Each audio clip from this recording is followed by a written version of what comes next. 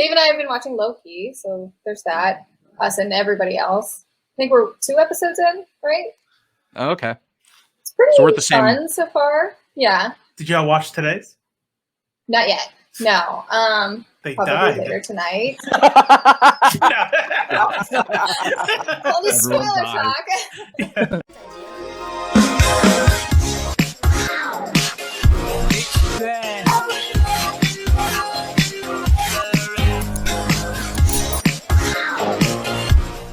Anyway, what's up, friendly neighborhood nerds?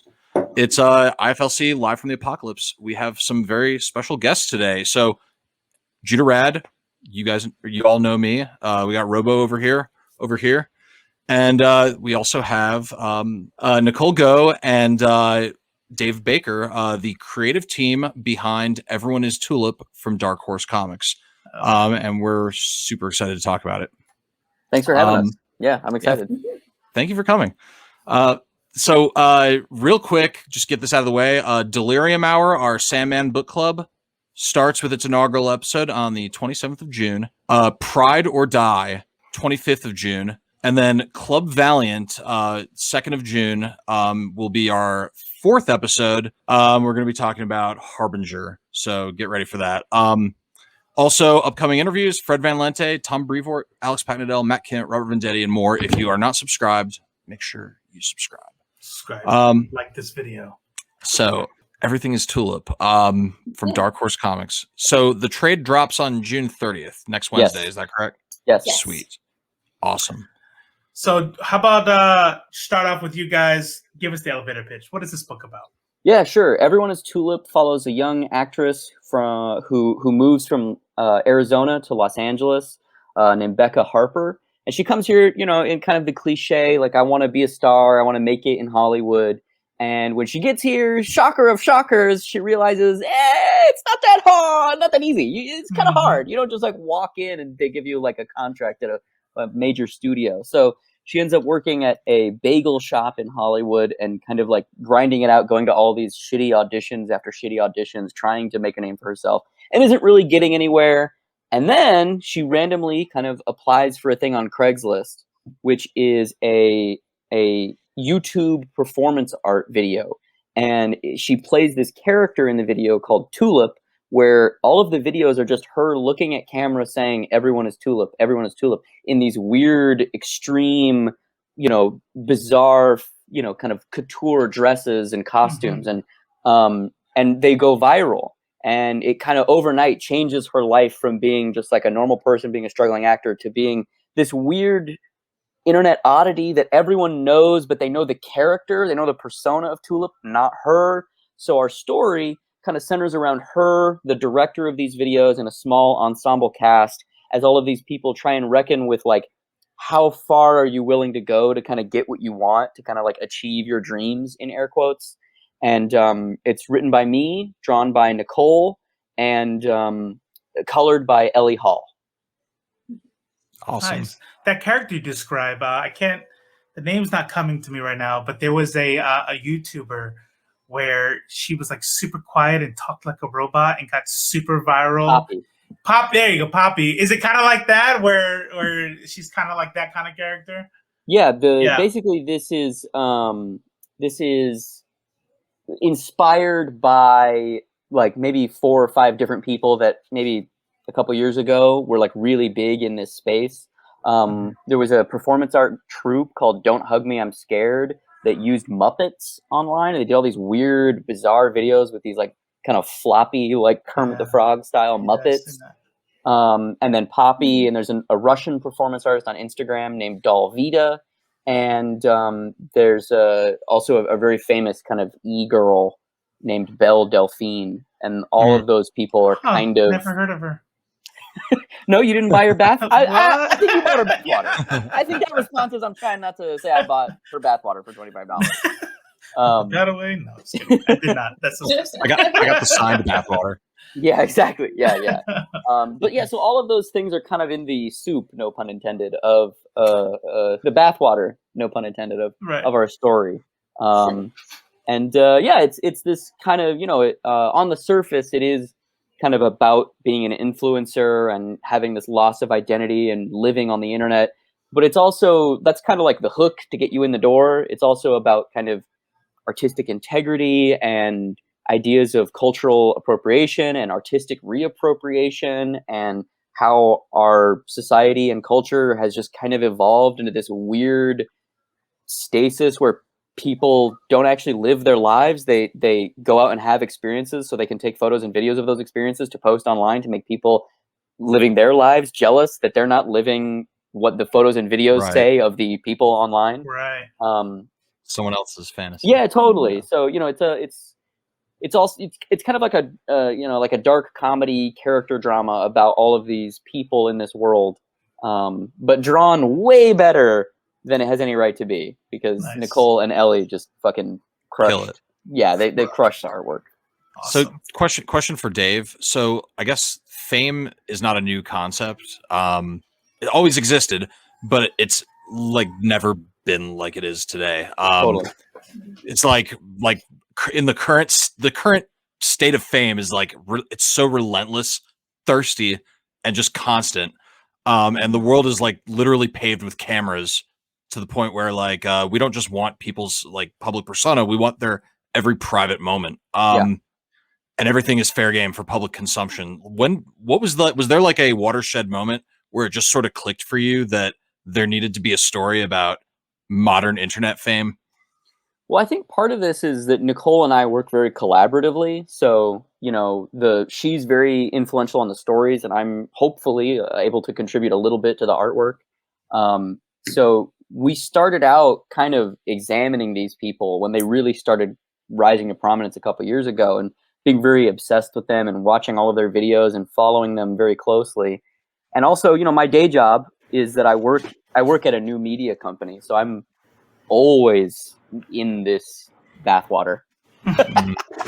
And so, you know, the thing that's interesting to me about this ecosystem, this social ecosystem, is that while fame is omnipresent and is more ubiquitous than it's ever been, where there are more people and it's democratized, so there are more people who are famous than literally ever before, the idea, like old world ideas of fame, like movie stars and even celebrity politicians, are kind of dead. Like, there aren't movie stars anymore. Now there's like people who were movie stars 30 years ago and like people who play superheroes, but they're not famous. The superheroes are famous. That's you know? Right. And so that was something that the duality inherent in that is definitely something that both Nicole and I were very interested in, and we talked a lot about. And the book is kind of an interrogation of some of those ideas, and hopefully doesn't have any answers, but more brings up these questions and then filters those questions through various thematic lenses with the ensemble of characters that each reconcile with these crises in different different ways. Okay. So I gotta say, so anytime I've ever seen any kind of story written about, well, going to LA to find success, or even just social media. So lately, a lot of things around social media, it's always negative. I've never read a good heartwarming story about isn't social media great. So for both Do you of you, think social media is great? Like, are you looking for that? I'm addicted. So maybe like talk to me in 10 more years. I'm like, wow, why did I go through that? But right now I'm fine with it. Is meth great? Yeah. And, Yeah. you know, if you microdose meth, no, I'm just kidding. I didn't say that. Bro, come So- to our CEO retreat. We're microdosing meth this weekend. Yeah. It's going to be Yeah. great. I don't think that's what you're supposed to microdose. Oh, shh, he's the CEO. Fuck. So question for both of you. Do you think that social media is actively destroying society right now? Is it just a bad thing? I think that nothing is black and white like that. I think for me personally, as someone who spends a lot of time in my house by myself drawing, social media is kind of how I interact with people. It's how we market our work. It's how we get anybody looking at anything we've ever made. It's how I communicate with my friends. It's how I kind of get feedback on career stuff. I think there's so many positive aspects to social media, and obviously it's entertaining. We all spend a ton of time on it. Do I think it's healthy? Not really. That's fair. But I don't think that you can say just this is good, this is bad. Everything is there. You know, these things exist for a reason. People like them, people want them. So obviously there's going to be good sides to it, but you know, people like cigarettes, people like meth, people like all of these things that might not be great for them in the long run. Mhm. So I think it's both. Yeah, I agree completely. I think that the slight distinction being that we are entering a brave new world of how we interact with technology. I think there's tangible, definitive upsides to social media, like increased calls for accountability, Me Too movement, the Arab Spring, like political revolutions literally happening because of Twitter. That is very, very positive. The flip side of that is that sword cuts both ways, and then you get QAnon, and you get the insurrection at the Capitol, where we came within like a hair's breadth of living in a banana fucking republic run by neo-Nazis. And we still might get there. Give it till 2024, baby. That's right. Catapulted by social media. Absolutely. Yeah, like now, would those things have happened in a world where social media didn't exist? Maybe. Would they have happened the same way? No, 100% not. There have always been conspiracy theorists. The issue is that there always haven't been omnipresent artificial intelligent computers force-feeding people things that reinforce their already pre-existing biases. And that's what algorithmically served content is. It's a fucking demigod in your hand saying, what's the thing that you believe but you're too nervous to tell anybody? I'm going to reinforce that and make you feel less alone and give you a permission structure to start wearing that repugnant, vile disease as a standard bearer for who you are and what you believe. Yeah. And that is terrifying. And then you're a psycho. Yeah, it's awful. Yeah. But you also I think have positive, social change that comes from that. So yeah. Like you said, I think that's always been like that. But you're right, where now that reaches. So if I'm a QAnoner or I'm a white supremacist or something, I have my community. I have to find the other people within at least my zip code, maybe a couple counties around I can drive to. But now you can have a part of this internet community that has people literally across the globe, or the plate that we call Earth. Somehow flat Earth became a thing, and I don't think it necessarily would have become a thing. It absolutely has. I interviewed Mark Sargent. And the reason why Flat Earth, Mark Sargent, if anybody doesn't know, Mark Sargent is the guy who is commonly attributed as the person who reintroduced Flat Earth theory and kind of got it going through a YouTube channel called Flat Earth Theories. And they're so stupid. They're so poorly made. He's a fucking idiot. Like he's a moron.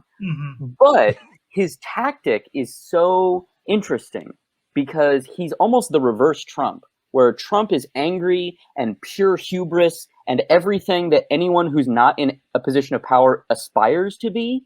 Mark Sargent is the opposite, where he's pure white privilege, just like, I don't know, man.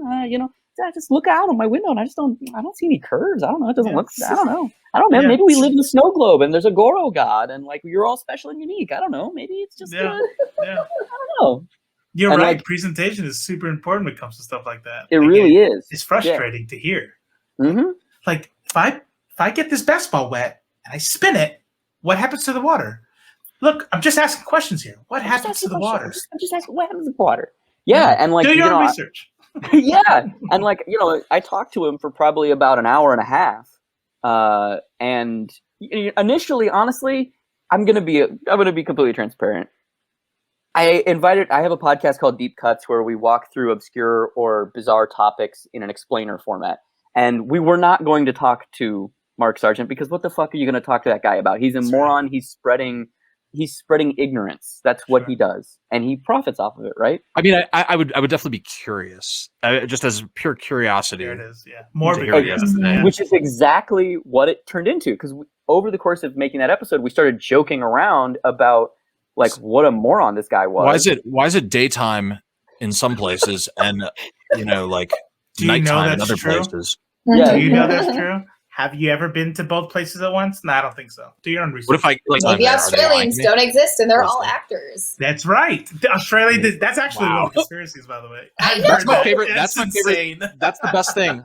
The best part of any conspiracy is how organized they think the rest of the world is to Yep. manufacture Yeah. these conspiracies. Yeah. You just gotta look at the fringe of conspiracy theories to really have fun. Like Australia doesn't exist. Mm-hmm. Like to flat earthers, Australia doesn't exist. Those crazy. I've never seen Australia. Yeah. Yeah, So, but I mean that's kind of where it you know, I invited him on the show literally to make fun of him. Like I invited him on the show, and I somehow over the course of the show we started talking about mid-2000s emo bands. So I invited him on the show and started asking him questions of like, have you ever had a wallet chain? Mark, have you ever had the emo side, you know, the bangs thing? Have you ever had the bangs? Yeah. Have you ever had a shotgun? Did you ever do your hair as a shotgun? is he pretend or real? Like, is he pretend flat Earth or is he for No, real? he's like, well, that's an interesting question. In public, yes, he's 100% real. I personally think that he's not. I personally Okay. think that he is a very sad, lonely man who made a video that he probably actually did think, and then so many people responded to it. He was like, "Oh, this is my identity now. I'm just going to be this guy." And You got to get a couple beers in him and be like, so really, Mark. yeah, he also said that he owned a comic book store and then didn't know how to pronounce Bill Sienkiewicz's last name. And I was like, bitch, you didn't fucking own a comic book store. That's- Come A on, lot of man. people in comics, Dave. yeah. I don't think that's a real Yeah. barometer. I don't know, man. I don't know. There's a reason he had on his San Diego booth. He has the actual pronunciation up. On there. Sienkiewicz. yeah. Yeah. I don't Yeah. know. Fabian Nicieza does it too. Like, On Yeah. his Twitter, yeah. Yeah. mhm. I don't know, So- man. When you're anyway, we don't have to keep talking about this. We can move on. I do want to keep. I actually do want to keep talking about it. Let's circle back. It's interesting. After we get done talking about comics, like, all right. So flat earthers, right? No. Right. And Department of Truth, by the way, brilliant series, really kind of gets into it as well. Yeah. But question for Nicole. So back to Everyone is Tulip for just a moment. Question for Nicole. A lot of these panels are like you're kind of illustrating a digital interaction, which I'm not an artist, but I imagine is like kind of a challenge. So was it difficult to keep that something that leans so heavily on that type of movement or action? Was it difficult to keep it like fresh and not repetitive? Which, by the way, it wasn't. Or like, what was kind of your thought process about that? For me, I kind of just find that interesting. Like, that's opportunities to find places to explore, find new ways to do things. Dave and I are both really interested in the formal aspects of comics and different ways to tell a story on a page. So a lot of the times our stories actually come from one of us having a formalist idea and being like, okay, so what's a story that we can tell that relates to this formalist idea? How do we pull this into the story we're working on and make it actually make sense and not just like sprinkling, whatever just for the sake of it? And how do we make it integral to the story? So when we went in to do this story that is the majority of the book is about the internet and social media, we already had kind of developed this structure in the last book that we did where we discovered that the shape of a phone, or most iPhones currently, are the same dimensions as a panel in a 9-panel grid.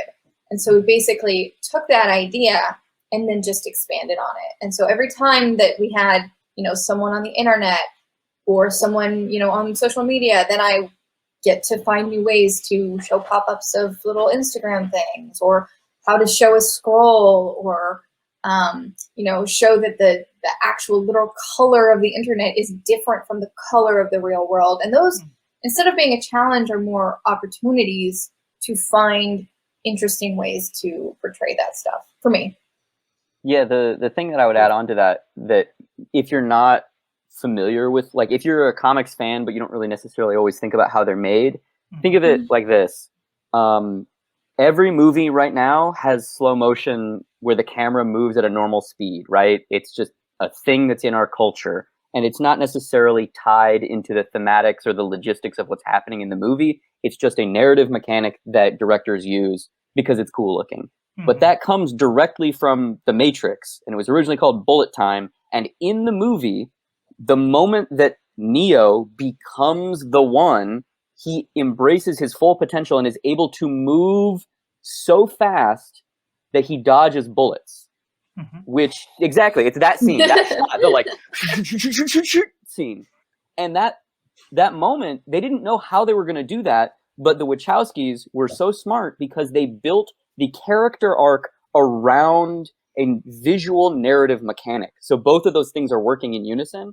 And for our book, the story is about living on your phone, about this kind of isolation that can come from that, about the kind of compromises that are inherent in it, how sometimes it can feel like a jail. And so in those 9-panel grids, you have repeating panels and repeating patterns where there'll be a diamond shape that are all just phones, or an X that's just phones, which all thematically play into how the story works.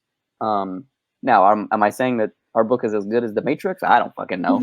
But, you know, yeah, it's this, yes, but you know, that's for y'all to decide. yeah, exactly. But they're related. Like, so much of kind of, you know, especially Big Two comics is like, okay, I understand what a splash page, why it's there, but a lot of times because it's a conveyor belt system and there's a writer and an artist as two distinct and separate entities, there's like jagged sideways panels and weird, you know, collage work and imagery, which is not necessarily related to what's happening because you have to make those books in 15 minutes. So I get it. I'm not throwing a stone at anybody, but it's just a shortcoming of that way of making comics, where when Nicole and I are working on this thing together as a unit for a prolonged period of time, you get work that is just objectively more integrated. Whether it's better or not for me to say, but it is more cohesive and holistic. Makes a lot of sense. That's sense. good. Nicole, so as the artist, I'm sure you worked pretty closely with Ellie Hall. How involved with the coloring were you? Or was that just all? Pretty involved. Yeah. Okay. So we pitched this book with, I think, 8 pages that I did full color on. And the palette that I developed for the book is the palette that we used, essentially. Okay. So I came up with numerous kind of color ideas. I developed a palette, this kind of theme of everything in the internet being this light blue versus the pinks of the modern day versus the purples of the flashback stuff. That's all stuff that I kind of, before we even started talking to Ellie, had kind of landed on. Okay. But if you were to look at my pages that I did versus the pages that Ellie did, her pages are beautiful. And the decisions, you know, it's one thing to be like, this is the rough idea. This is kind of what I want it to look like. These are the big, you know, scope ideas.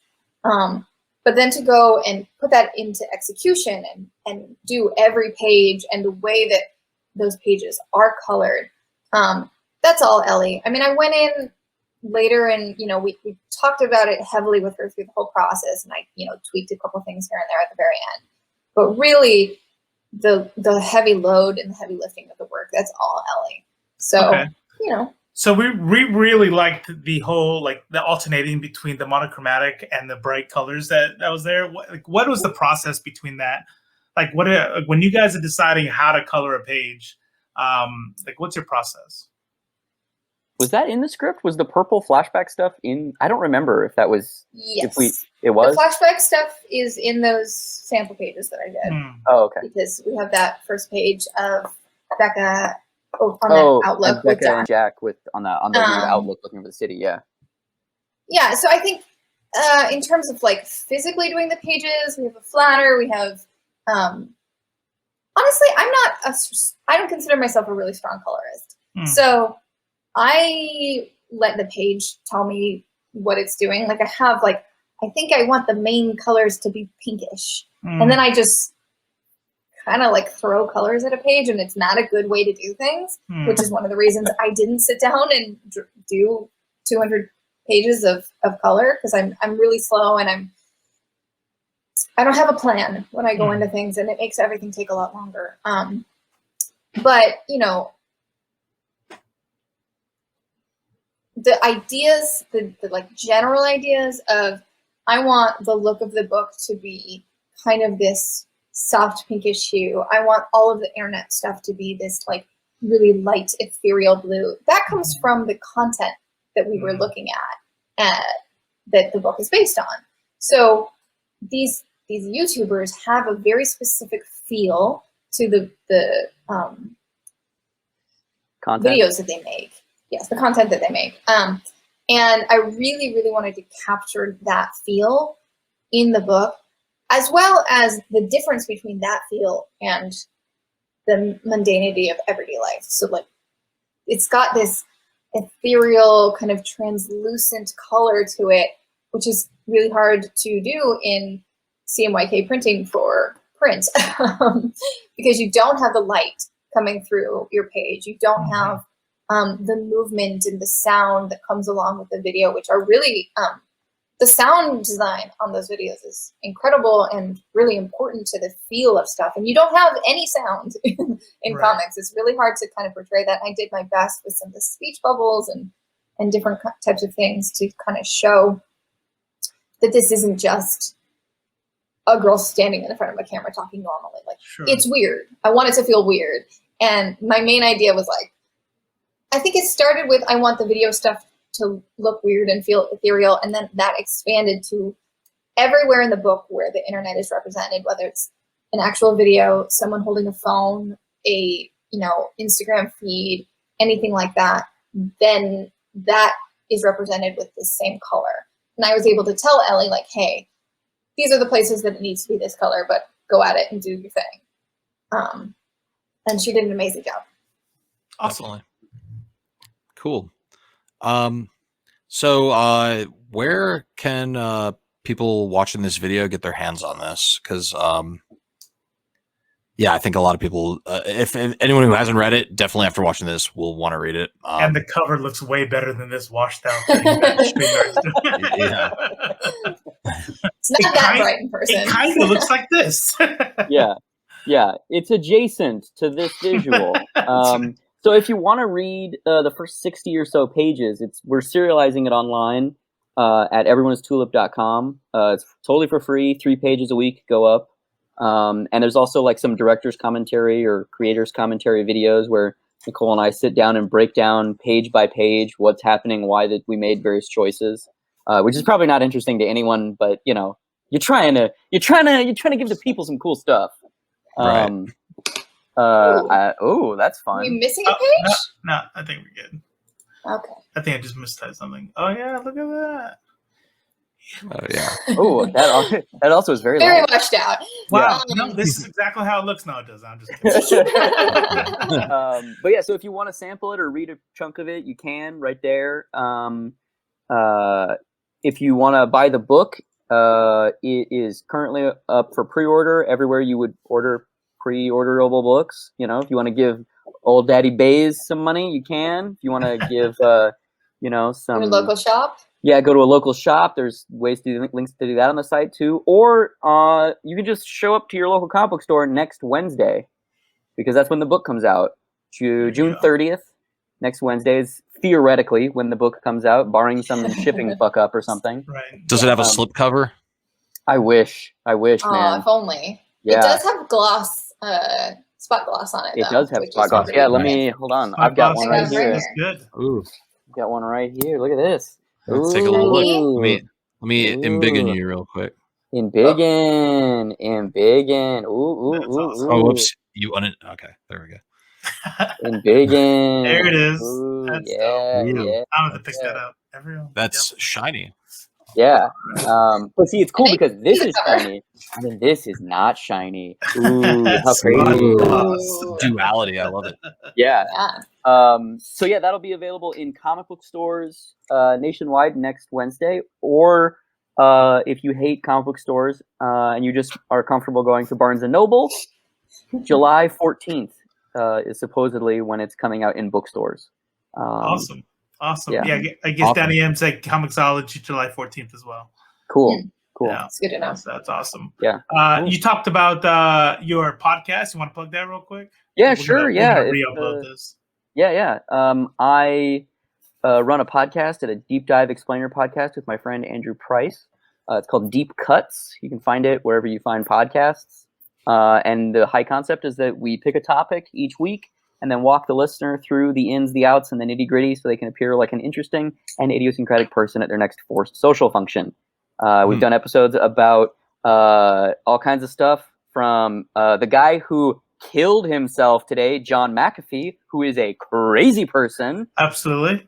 And a grifter. Grifter. Oh, yeah. So human being died, so that's sad. But that's very sad. It's also John McAfee, so we'll live. It's very sad that a human being died, but also he took over a small town or a small village in Belize and started a guerrilla army and was trying to literally take over the country. Right. Like he's not a good person. Yeah, my sadness has limits. Yeah. No shit. But we did a 3-hour episode all about him. We did an episode about the file sharing service Napster and how it fundamentally changed the music industry. But we did it as a 2-hour musical with 11 original songs that Andrew and I both sing. What? Oh, yeah. wow.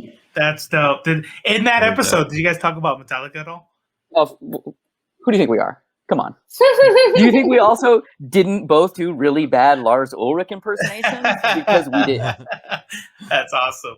Nicole Goux.